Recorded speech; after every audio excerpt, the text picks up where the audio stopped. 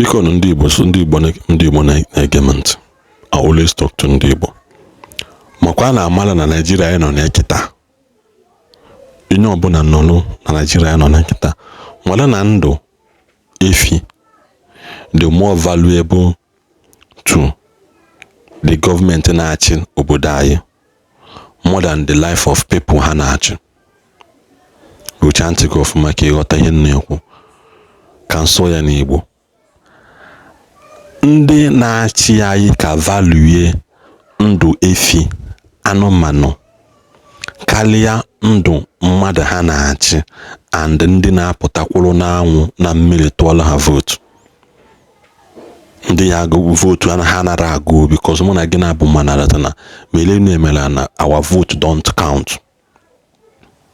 Vote anyị ada account.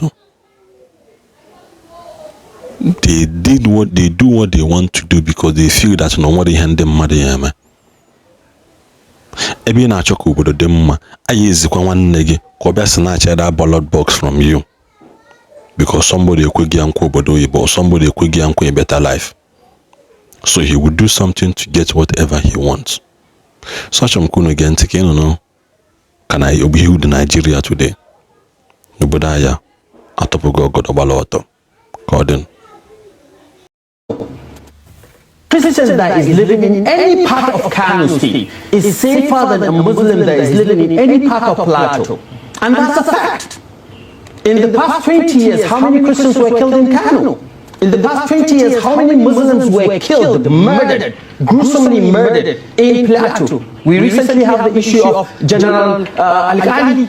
In the southeastern part of the country, we have the issue of Gulag. We have the issue of Harira, who was killed along with her 6 children. And Christian that is living in. Now, this man has been flying all over the social media space in regards the interview he granted, in his mind thinking what he actually said makes sense. But the fact is, to me, you can only deceive people that are not reasonable. And as far as I'm concerned, I'm going to be brutal with the reality on ground here. And I hope that people will understand me. This is not me taking a stand against Muslims, and that is why I'm not even going to look at it from that perspective. I want you to know these things. When you make comparison to Jos and states like Kano, I want to let you know that why Christians in Kano, not even Christians, let's say other minority tribe, forget about the religious affiliation you are giving to it. It's basically the fact that when they live in these places, they do as they are told, and they don't reject or they don't stand against the practices that is implemented by the government of these states and what people in these states actually believe that that is a way of life to them. And that is why they live in peace, right? That is one. Coming back to just now, you said Muslims there living there are not living. That is why I say I'm not still going to go on the aspect of religion. I want you to know that the basic problem here emanates from the concept of majorly Hausa Fulani. Hausa Fulani. Because let's tell ourselves the truth. We are always going to tell ourselves the truth and the reality here. The fact is, there is no Hausa or Fulani that can claim that is indigenous to Plateau State. Do you know that? But the fact is, when you meet a Hausa man is always proud of where he comes from, and he will never let go of his origin. And he always makes reference to his origin and say, this is where I come from. But you see, there's a confusion here. The confusion has been over time under this concept of Hausa Fulani. You now have a group of people under the disguise of one Nigeria, right? One Nigeria is only applicable to some other states, but in some other states it's not applicable. Why do I say it's not applicable in some other states? States like Kano now, that you are making mention of, I am telling you that there is no other sub-tribe or minority tribe that have found their way into the legislative arm of government and are representing people, unlike what you have in Jos. In Jos they have, right? They have that in Jos, and it's emanating from just what I said, the Hausa and the Hausa Fulani concept. Because a Hausa man, anywhere you meet him, will tell you, ni dan Kano ne, ni dan Sokoto ne, ni dan whatever. He doesn't claim other people land. But you see the disguise of this Hausa and Fulani. We have now had a situation where, just like you're saying, when they come to these other states, they come as settlers. Until today, they are settlers. But in the spirit of one Nigeria, we are all one. What is applicable to this is applicable to this. But just like I said, not in all cases. Because you can't bring out that in Kano. Do you get that?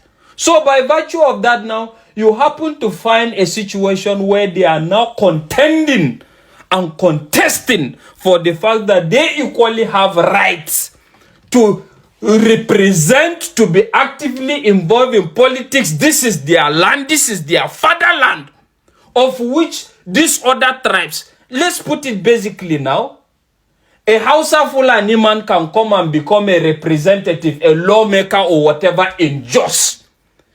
But have you seen that in Kano? Can you see a Birom man or which other tribe? Can he go and become a representative in Kano? He can't do that. Because when they go to these places, they do as they are told. And are we forgetting about the concept of political Sharia? They are living according to the dictates of Sharia, just like when Hizbah now proposed that man and woman should not enter bike. Whether you are a Christian or non-Christian or not a Christian, or you will not dare that. Because you will be arrested. Because when they are arrested now, they don't look at it and say, are you a Hausa, are you a Christian, or are you a Muslim? But have you seen those kind of pronouncements in Jos Mungulu? I'm asking you. These are the kind of people that brings problem to this country by lying. Have you seen that kind of situation in Jos? Have they proposed any law, despite the fact that these people are not indigenous? Have they proposed any law that is anti-Hausa or anti-Fulani, or when you even talk of Islam? You see, one thing I get to discover is this concept of Hausa Fulani. You Mungulus are hiding under the disguise of Islam and perpetuating your evil. And you equally talked about unaliving. You just mentioned few. Regards Harira, you made mention of Gulag. Can you give me the number of Christians that are unalived in Jos? Not even Christians. Let me not make it religious. Of other tribes, sub-tribes that were unalived in Jos, in the hands of these radicals. Do you get it? Who are you coming to fool? Who are you coming to fool with this rubbish? Well, the fact is, I've said my own. It's left for people that knows what needs to be done. Because the fact is, if I can't go and contest your state with you, you can't come and contest my state with me. And that is the reality. And I'm unapologetic in this regard. We have one Nigeria on paper, but one Nigeria only exists on paper, just like I tell you. Why can't these other states also ensure one Nigeria in reality? Why do they feel entitled to other places that they don't belong? And the fact is, to a Fulani man now, a Fulani man knows where he's indigenous. When you talk of Adamawa and other places, they know where they are indigenous. And they don't come to claim other people's land and say, what is equally due for this is due for this. And as a result of that, they are even calling for arms. And what